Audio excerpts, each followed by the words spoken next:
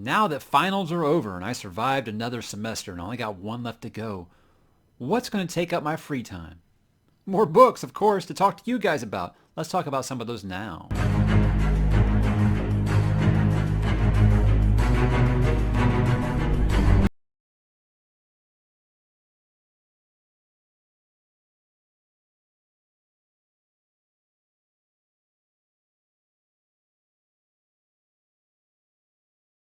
Hey, what's up, bookworms? Mike here with another weekly update for December the 6th of 2019. We're almost done, guys. We're almost done with 2019. We're about to be in the future, 2020. All the science fiction books I read in the 90s told me in 2020 things are going to be a little different, but hey, I didn't think that we could fit a computer inside of it. Basically, what they used to send astronauts to the moon, I didn't think we'd be able to fit that into our pocket. So, you win some and you lose some. But another week in the books. Yes, I am a full-time student and school is pretty much out. All I got left is like a couple of mop-up duty things, nothing important. But all my finals are taken care of. So I am back into my free stretch where I can just spend time with kids and read some books to talk to you guys about. And I like to give this weekly update just to let you guys kind of know where I'm at. If you don't follow me on any social media outlets or anything like that. Obviously, you probably know if you've been following the channel that I am reading The Path of Daggers right now by Robert Jordan, Wheel of Time number 8. And my thoughts right now, well, I'm going to save it for the actual, when I actually do for my review for this. I will just go on record and predict it will be the shortest review I've done for a Wheel of Time book. Why? Because I'm about 3/4 done with this book right now. I'm not sure I could put together 10 minutes of video talking about it. And it's kind of crazy because my Crown of Swords video was, almost an hour. And it basically, guys, it took 400 pages just for them to decide to go to war. They haven't went to war yet. They're just decided to go to war. They haven't even started getting ready. They've just decided. And it took 400 pages to do that. Okay, so that's got me thinking. I understand the criticisms of that book, which I will get into a little bit more when it comes time to do that review. I don't imagine it'll be much later than next week.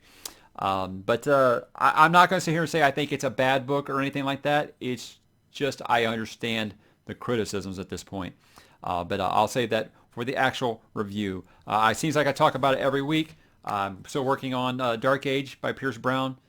Such a good series, you guys. I've got to do more videos talking about Red Rising to get more people interested in this because I guess you could say for the first time ever I'm doing a buddy read with someone, even though he's about 400 pages ahead of me. And I mean, this is Brandon Sanderson length here in this one. And where I'll actually like text him about something.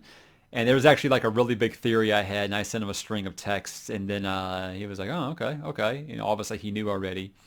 And then I started reading it this morning, or I'm sorry, yesterday morning, and it, yeah, like a chapter later, that theory was just kind of flushed down the toilet. And I texted him about it, and he was like, "Yeah, it was very hard for me to just tell myself to shut up there."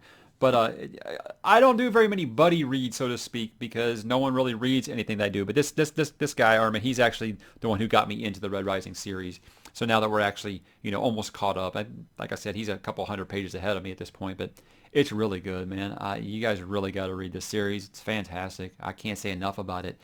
First book aside, it's a really, really, really good series. It seems to just be getting better and more grimdarky. And like I said, that's something that I'm very into.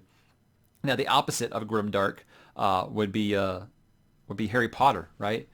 Harry Potter is something I said in my Dresden Files video that I don't understand why people all of a sudden pretend that they never liked Harry Potter or why they criticize Harry Potter. I guess, someone like me who's made a habit to criticize YA quite a bit on this channel. I definitely think this is very much YA and accessible for obviously all audiences.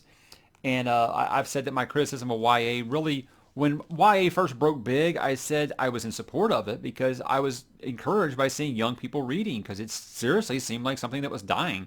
Everyone was just moving forward. I'll just wait for the movie.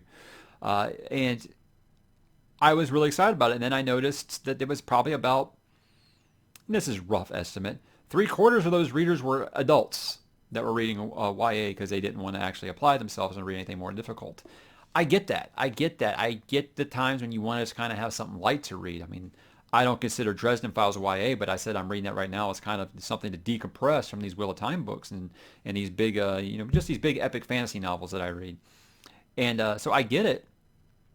But yeah, we all know where YA just kind of devolved to. But back to Harry Potter. My 7-year-old can't shut up for longer than 3 seconds. Well, he cleared a big gap this week. And he said, before bed, we always kind of read something. It's usually like Dogman or Captain Underpants, whatever he's into at the moment, Pokemon usually.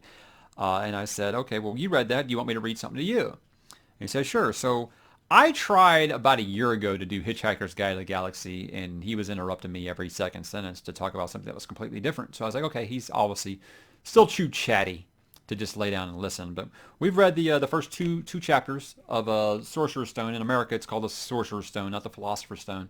And he's enjoying it quite a bit. It was either going to be this or The Hobbit, because I know he loves Lord of the Rings and he loves Harry Potter.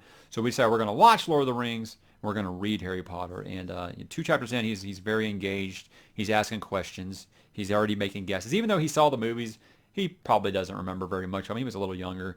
But it's very exciting for me as a dad. I always said that I would reread Harry Potter when I had kids. So that's going to be kind of a slow reread, as we're just reading, about 10 pages a night or something before.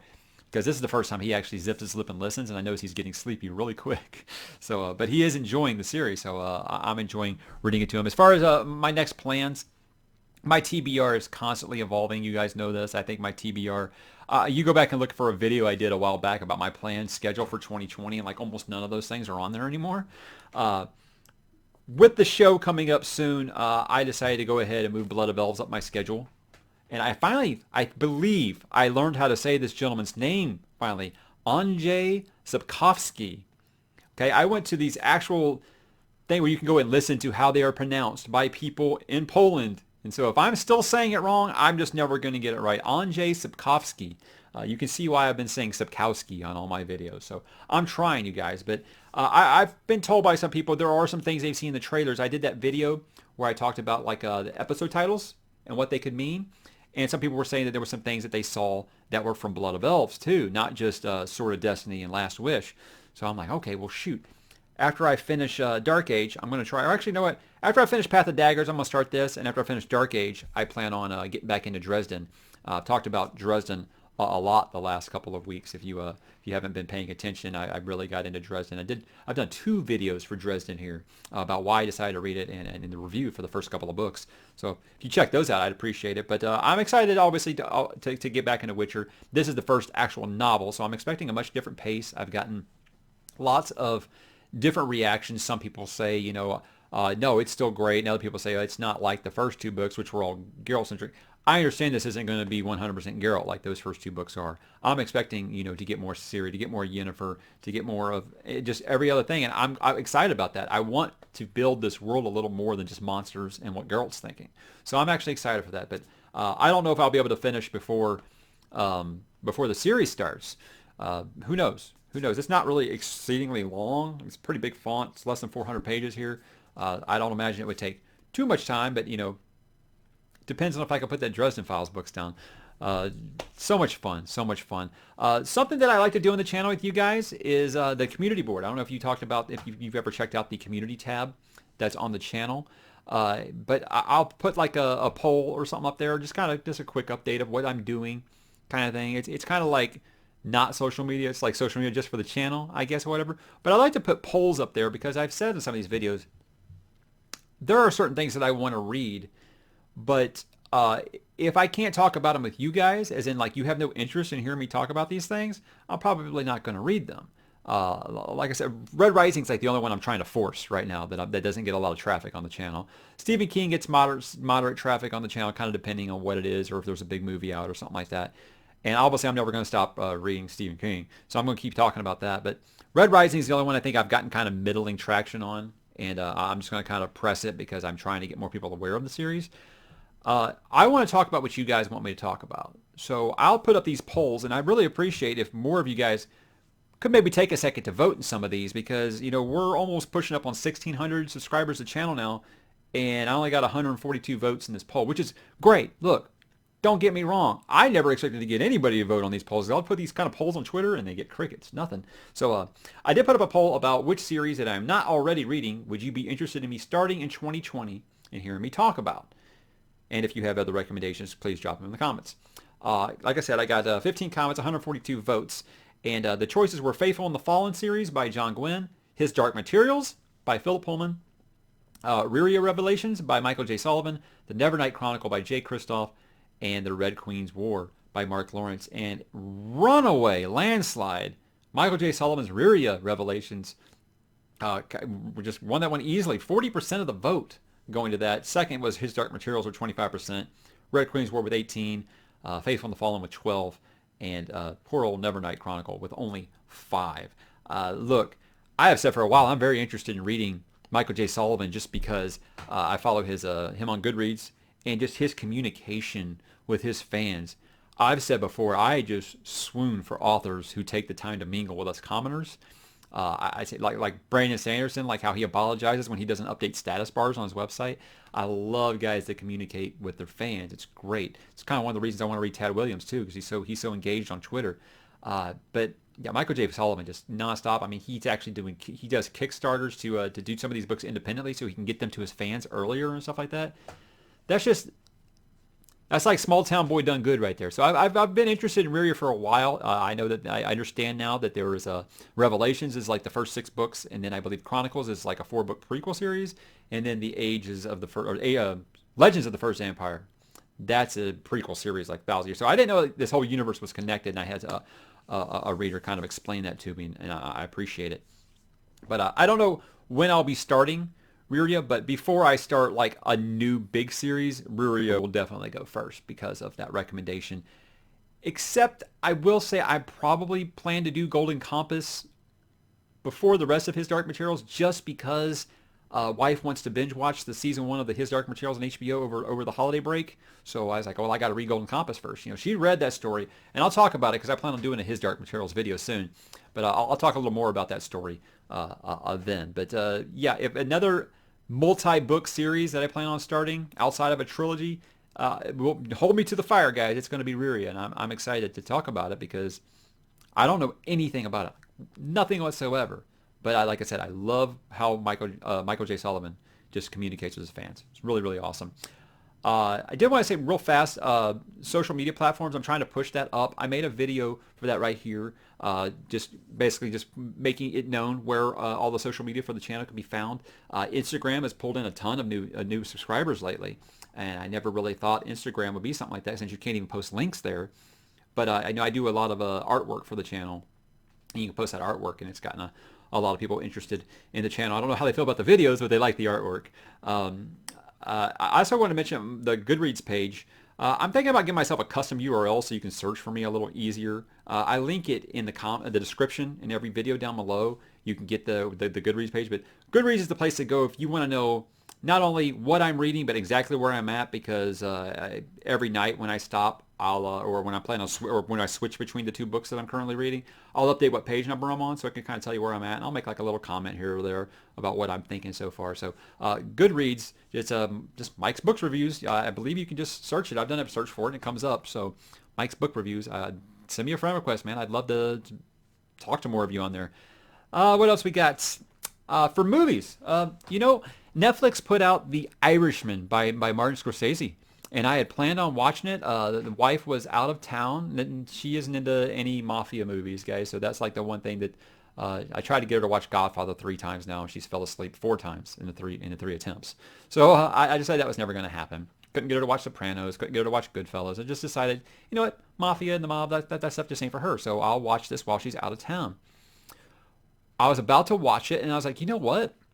There was another Scorsese movie with all these actors, De Niro, Pesci, all those guys in it that I never watched before, and it was Casino. So I ended up watching Casino instead, and it was great. So 25-year-old movie review for you guys. Casino is great. Not only that, I'd probably call it a top 5 Scorsese movie. Top 5 Scorsese movies. The Departed. I'm not going to do this right now. That's one for another conversation. But Taxi Driver. I could really do this really, really easily. Wolf of Wall Street. Scorsese. Obviously, that's a director that is a little polarizing. It seems like people either love it or hate it. I know he came out recently and said he didn't consider MCU movies actual film, and people got all snooty about it. Like, you gotta understand that old guard, they're not into superheroes, man. It's just not their brand. You're okay to like that, just like other people are okay to not like that. To me, Scorsese is one of the GOATs. He's one of the greatest filmmakers we've ever had. So I can understand his criticisms, and I can understand people that aren't into his movies as much as they're not into superhero movies. Me, I like both. So it is what it is. So I don't know when I plan to watch The Irishman, because Casino was 3 hours, and I think Irishman's almost 4. So wow. But the streaming wars are heating up, and I guess that's what Netflix is kind of doing there to kind of stay ahead of the fold. One of their main competitors, obviously, we know is Prime Video by Amazon. I don't feel like enough people talk about that. Everybody's talking about Disney Plus. Everybody's talking about HBO Max and Apple TV Plus. But Amazon's got quite a foothold already. They're well over 100 million subscribers, and their shows are starting to pick up steam. They're actually starting to get like Emmy consideration now and things like that. So I feel like their biggest their biggest competitive force as far as original content goes is going to be Amazon. And obviously, of course, I'm talking about Wheel of Time. They put out some more castings for Wheel of Time, and I talked about that right here. I like the castings quite a bit, and it's characters I'm excited that are going to be there. I thought for sure that Loyal and Tom, I started to feel like maybe they just were going to be excised from the story, or they weren't going to come until later because we hadn't heard of casting yet, and they're already shooting on that show. So it's really interesting time to be reading Wheel of Time for the first time while this show is entering production. Still feel like it could go either way, but the lead up to it's going to be fun to watch for sure. We're 1 week away from the return. 1 week? Yeah, 1 week away from the return of The Expanse. 1 week from today, guys, The Expanse comes back. Can't stress enough, guys, if you have Prime Video, watch the first 3 seasons of The Expanse. You can do it so quick. They're like 10 to 12 episodes a season. No filler whatsoever. This is perfect serialized storytelling. There's many things about it where I've said, I can see why people call it Game of Thrones in space. I feel like that's more of a tagline that people use. It's just its own thing. It's really, really good. And recently made my wife rewatch. I was doing a rewatch and doing a first-time watch with her because I want her to be on board with season 4. And it was about partway through season 3 where she's like, this show is really, really layered and good. She's like, I haven't enjoyed a show this much since Breaking Bad. And that's high praise coming from anybody, I believe. But yeah, so it's for everybody. You don't have to be a sci-fi nerd to like The Expanse. It helps, because physics is a very, very big part of that story. But again, I know it's been like 3 videos in a row where I mentioned The Expanse, but we're 1 week away. I can't believe it. I never thought we were going to get it when the show got canceled. I was like, I can't believe this. It's like my favorite show on TV right now. I can't believe it's getting canned. And thankfully, Jeff Bezos used some of that Bezos money of his, and he just said, hey, why not? I'll buy that. So I'm looking forward to it. Looking very, very much forward to it. And now we're 2 weeks away from The Witcher, you guys. Such a great time right now. Like I said, in my last book haul video, which I did right here, I talked about everything I talked about in that video was the books for The Expanse, Lord of the Rings, The Witcher, and His Dark Materials, and how, what do you know, all 4 of those are being adapted right now. I mean, like I said, this is just, we are living in the best timeline. This really is the best time. So this is actually probably a little longer for a weekly update video than I usually do. I just feel like there's a lot going on outside of just the books that, wanted to talk about. But again, as always, this first and foremost, this is a book channel. So that's what I'm going to be. I'm going to try to stick to things that are adapted from books when I actually talk about main stuff on the channel. Like I just talked about The Irishman and Casino. I know that doesn't have anything to do with the book.